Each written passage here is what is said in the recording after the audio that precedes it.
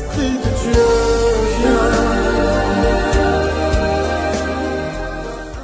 Paix et joie du Christ, chers frères et sœurs.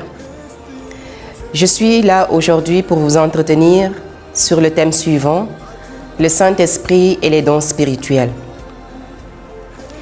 Et quand j'ai reçu ce thème, cela me renvoie à 1 Corinthiens 12, où l'apôtre Paul, exhortant les Corinthiens, leur dit « Je ne voudrais pas que vous soyez ignorants concernant les dons spirituels. » Et je pense que la même parole nous est adressée aujourd'hui. Nous ne devons pas être ignorants des dons spirituels, qu'on peut encore appeler charisme, qui vient du mot grec charisma, qui veut dire grâce. Alors le Saint-Esprit nous donne des grâces particulières pour le service en Église.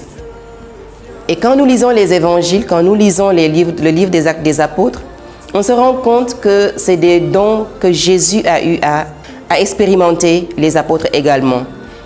Que ce soit la parole de sagesse, que ce soit la parole de connaissance, que ce soit la prophétie, que ce soit le don de guérison, le don de miracle, le don de foi, que ce soit le parler en langue.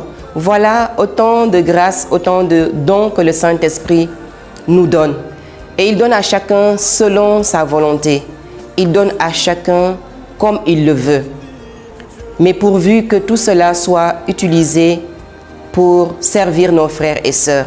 Et Paul dira, aspirez aux dons supérieurs, aspirez aux dons les meilleurs. Et aux dons supérieurs, il va citer l'amour.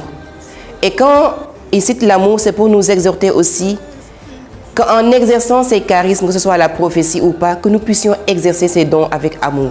Parce qu'un don qui n'est pas exercé avec amour ne peut pas produire du fruit.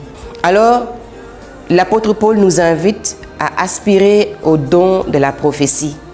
Parce que pour lui, la prophétie édifie le peuple de Dieu.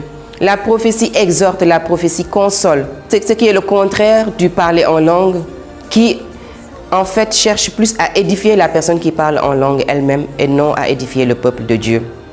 Alors je nous invite ce matin à aspirer à ces dons, que ce soit la parole de connaissance, de sagesse ou de prophétie, mais je nous exhorte plutôt à aspirer pour la prophétie en vue de l'édification des frères et des sœurs, en vue de l'édification de notre communauté, pour que Dieu puisse nous utiliser pour consoler, édifier et exhorter.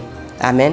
Que Dieu vous bénisse et qu'au cours de ce cheminement vers la Pentecôte, que le Saint-Esprit de Dieu puisse se manifester à chacun de nous, que le Saint-Esprit, au jour de la Pentecôte, explose en chacun de nous et qu'il mette en nous ces charismes dont nous avons besoin pour le service.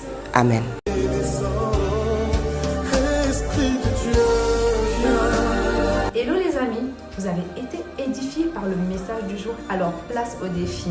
Le défi du jour, c'est de méditer Ésaïe 11, versets 2 à 3. Ensuite, de faire le chapelet au Saint-Esprit en lui demandant la grâce de recevoir un charisme particulier. Vous pouvez bénir un proche en partageant la vidéo. Aussi, n'oubliez pas de vous abonner sur nos pages Facebook, YouTube et Instagram. Que Dieu vous bénisse.